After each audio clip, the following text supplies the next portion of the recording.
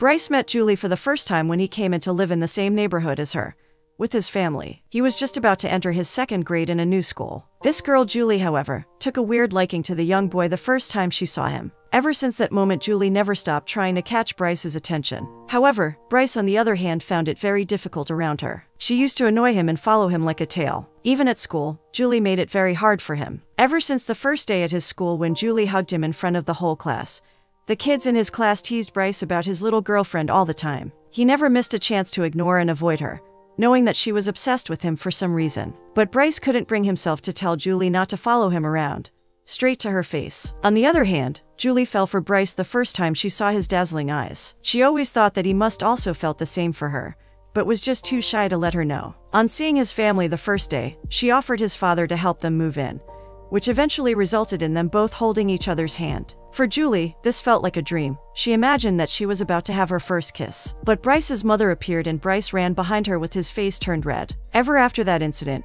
Julie wanted to help Bryce lose his shyness. Following him around and hugging him in front of the whole class was all for the same reason. In the 6th grade, however, Bryce came up with a plan to get rid of Julie for good. He asked out the most popular girl in his class, Sherry, who Julie didn't like for some reason, and it was perfect for Bryce. He held hands and acted like a real couple with Sherry when in front of Julie. His plan was coming along perfectly. Julie stopped talking and annoying him at school. But his plan soon blew up in his face when one day his best friend, Garrett, who had a liking of Sherry himself, revealed Bryce's plan to her. On finding out what Bryce was up to, and that he was using her, Sherry broke up with Bryce, slapping him on the face. After that incident, as the word got to Julie, she got back to her usual self, even sniffing his hair from behind. Bryce was obviously creeped out of his skin, hoping that things would get better in the next grade and they would have different classes. For Julie, the chapter about Sherry and Bryce dating was very much the same. She knew that Sherry was an annoying girl who never paid attention to anyone but herself. Julie thought that it was Sherry who wanted to take Bryce away from her using her lust,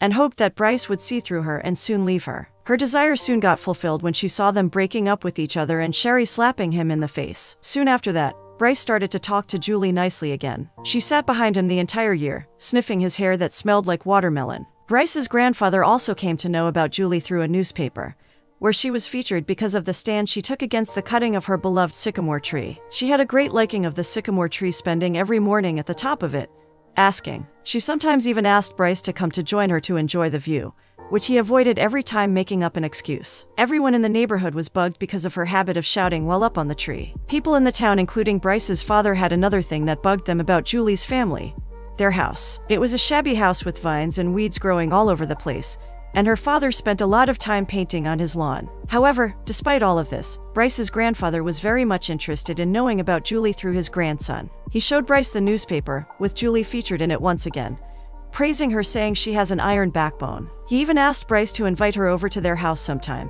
but the young man just didn't get why his grandfather showed interest in the annoying girl of his neighborhood. For Julie, on the other hand, the sycamore tree was more than just that. It was when one day her father told her about the beauty of the landscape to her, which she didn't understand at first. But on reaching the top of the tree, the girl could see the entire town, the fields, and the sun rising over the horizon. It was the most beautiful place for her, where she would climb up every morning to feel the cold, tingly breeze on her skin. She understood what her father wanted her to know about the beauty of the landscape. The girl slowly grew to love the tree for what it showed her and made her feel. One day, however, she saw some woodcutters with their machines approaching the tree. They planned to cut it down at the request of the owner of the land and asked the girl to climb down. She cried for help from the kids and Bryce, who was passing by the scene. Despite several desperate cries of Julie, none of the kids came up to help her protest against the cutting of the tree, leaving her alone. The firemen soon came to the scene and her father was called. Julie's father eventually talked her over it, and the girl got down from the tree. The next couple of weeks after that, Julie kept silent,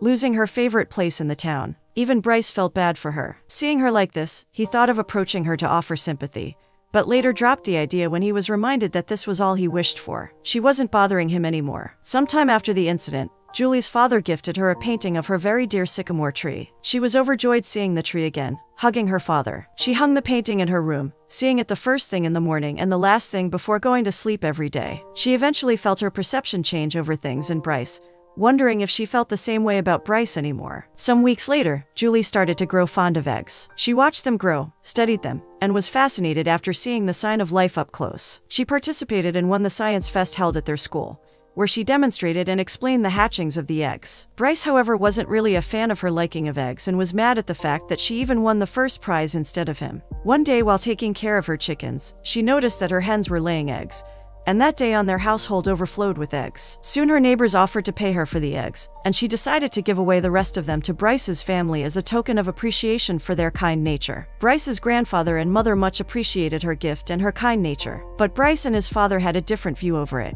Both of them didn't like receiving eggs from the girl. His father asked him to return the eggs. Bryce didn't want to say no to her and came up with an idea to throw her eggs whenever she delivered them to him. She was happy to share the eggs with his family and he disposed of them with the garbage.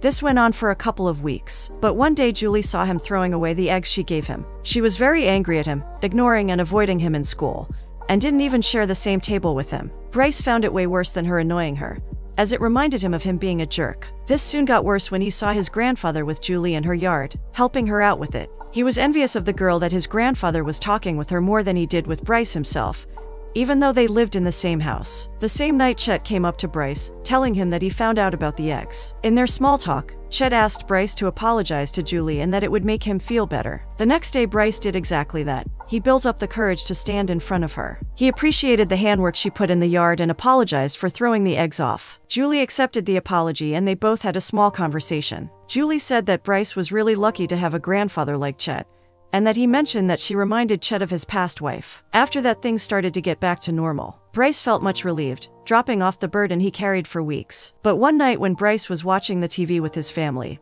his father got into a heated argument with Grandpa Chet. His father was furious with Chet for spending time with a stranger, rather than his own grandson. He also mocked Julie's family, calling them clumsy and weird. To this, Chet replied furiously that the family had several problems and disclosed why they couldn't maintain their lawn or their house. He mentioned Julie's uncle had a brain abnormality due to his neck getting wrapped around with the umbilical cord when he was a baby, just like Bryce. Bryce's mother walked away hearing the argument, his father behind her. Chet revealed to Bryce that he also had his neck wrapped around, but fortunately, the doctors managed to detangle it before any further harm. Chet and Bryce went out to take a walk outside where his grandfather told him that Julie was a very special girl. He mentioned to him how they both talked for hours about the feeling she felt while she was on that tree. This thought was stuck in the mind of Bryce. He kept thinking of her all night, how she talked about the feeling of being held above the ground, and having the cold breeze touch her hair. This was not how a kid talks, and he slowly started to get fond of her. Going back to Julie's home, before she fixed her yard, she asked her parents to let her do it, revealing that Bryce called her yard a mess. Her mother was shaken and hurt severely by this and insisted her husband to do something about it, whereas Julie's father, although wanted to, but couldn't help the decision. It was because he had to take care of his brother, to which Julie's mother asked him to put his family first. They argued over and started yelling at each other before they knew it, but later both apologized to Julie for the argument at the table. The next day, Julie decided to fix the lawn by herself when Chet came in to help her with it. He mentioned that he read about her in the newspaper and that his wife would have done the same if she was there, and she would have stayed up the tree with Julie all night long, if that was what it would take to save that spectacular view. They both talked over things like the sycamore tree and her likings the whole time they fixed the yard. Her perception of her friends gradually changed. Eventually, she found herself losing interest in Bryce. On the other hand, Bryce had Julie all over his mind. He kept looking at her in the classrooms. This worsened when his mom announced at his family table that she is going to invite Julie's family over for dinner.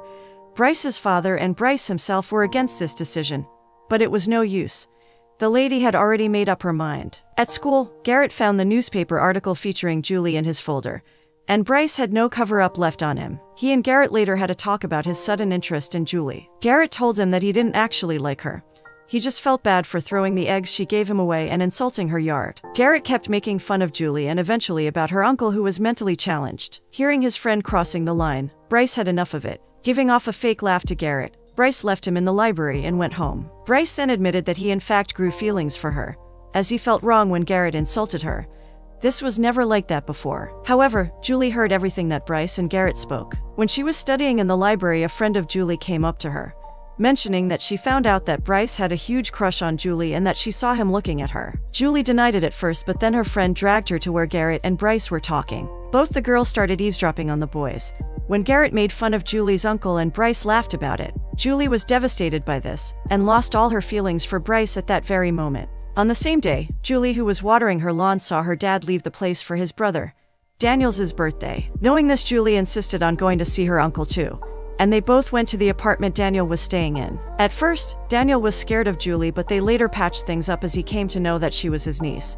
And Julie's dad presented all the gifts he brought for him on his birthday. All three of them then went to the ice cream shop to celebrate the occasion. However, in the ice cream shop, Daniel caused a huge commotion by dropping his ice cream. He instantly came back to acting normal when Julie gave him another cone, and the three soon went back to the apartment, saying goodbye to Daniel. After the incident in the shop, Julie understood why her father couldn't take care of his brother on his own and why things got out of hand. On getting back home, Julie's mother revealed that their family was invited to dinner by Bryce's mother. Julie and her father both were not at all excited about it, knowing what the Bryce family has treated them like, insulting Julie and making fun of their problems. However, noticing how excited and lively Julie's mother was about the dinner, both of them agreed to pay a visit to the family. Julie watched the painting her dad made for her as she got ready for the party. She thought how Bryce never was her friend, and never was there for her in need. She was about to tell her mom that she didn't wish to go to his house, but seeing her mother so happy about the dinner, she couldn't bring herself to say it. On the flip side, Bryce was secretly excited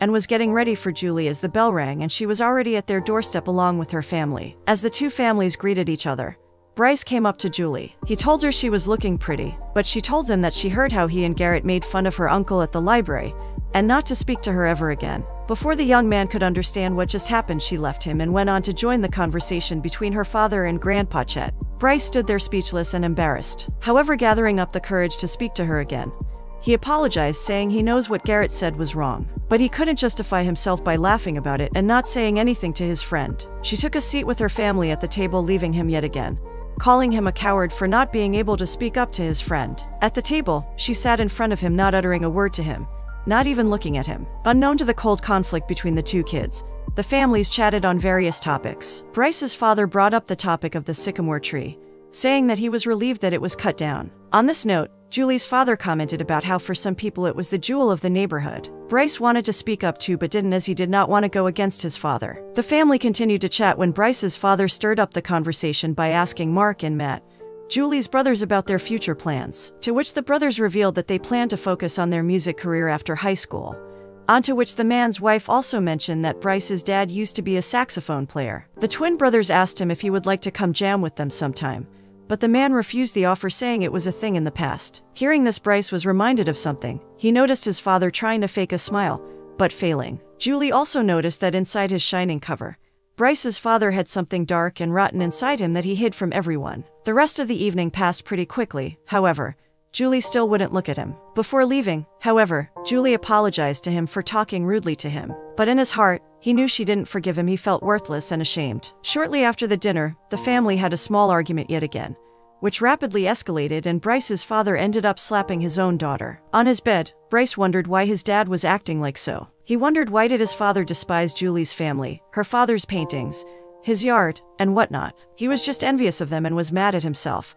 But the young man couldn't think of the reason for that. But whatever the reason may be, it didn't matter anymore, as he was no longer a part of Julie's life. He thought to himself, whereas Julie slept peacefully that night, not having to think about Bryce anymore, and grateful to the family she had. Soon at the school came the basket boy auction event, where the girls would bid to have lunch with the boys presented on the stage to them. Bryce was terrified by the fact that he was supposed to go in front of the stage where the girls were going to bid for him. On the day of the presentation, he was nervous if Julie was going to bid on him. However, he heard her bid on Eddie, a nice boy in the class for who no one else was bidding for. While the prettiest girl in the school, Sherry, won the bid to have lunch with Bryce. At the lunch table, he could not think of anything else but Julie enjoying and laughing behind Sherry, having lunch with someone else. He stood up from his chair and pulled Julie out of hers, grabbing her hand. He closed his eyes, leaning in to kiss her. Julie, however, pushed him back and went out of the room filled with people, who were now laughing at Bryce for blowing up his first kiss. As he walked out to chase after Julie, Garrett caught up to him. He was furious at Bryce for leaving Sherry for someone weird like Julie. This time, however, Bryce did not stand listening against her and pushed Garrett away, saying that he wouldn't understand. He walked home with dirty dishes in his basket and went directly to Julie's place, knocking at her door. But there was no one to answer his call. After getting home, he tried calling her cell phone, but Julie's mom picked it up, telling him that Julie didn't want to talk to him. Bryce knew he wanted to talk to her, and then he came up with an idea. For Julie, however, the turn of events on the day of the auction were very different. In the morning, he decided to leave her money behind at her house so that she just couldn't bid for him out of temptation. But when riding her bike, her neighbor called out to Julie, giving her the money she was yet to pay the little girl for the eggs she delivered to her. Resisting at first, Julie decided to take the money to her school and pretend that she just didn't have it. Reaching school, she ran into Sherry, who planned to bid on Bryce. Julie, even though furious, told her to go ahead and waste her money over him, that she was over him anyways. But the closer his name came to announce, the more impatient she got. However, before Bryce came, Eddie, seeing that no one else was bidding for him, she bid for him out of sympathy. She then had her lunch with Eddie, but her mind was continuously shifting over to his side where Bryce was sitting. Suddenly, when he came up to her to kiss, she pushed him away and went straight to her home. She kept ignoring him for 2 weeks, not receiving his calls or answering his knocking on the door. However, 2 days after trying continuously to reach her, he stopped. Julie thought she got rid of him, but little did she know that he was out there digging a hole in her garden. She was about to ask him to leave when Julie's father told her that he himself gave him the permission to dig that hole. She gazed out the window, watching him ruin her garden, wondering how her father could approve of this. Suddenly, the boy moved out of her view, only to come back with a big plant in his hands. He put the plant in the hole he dug and started covering it up. Soon, Julie realized it was a sycamore tree that he was planting for her in her garden. She walked up to him, looking at her once again dazzling eyes, which she fell in love with the first time she saw them. He was also reminded of the first time he saw Julie run up to him as he came closer to her.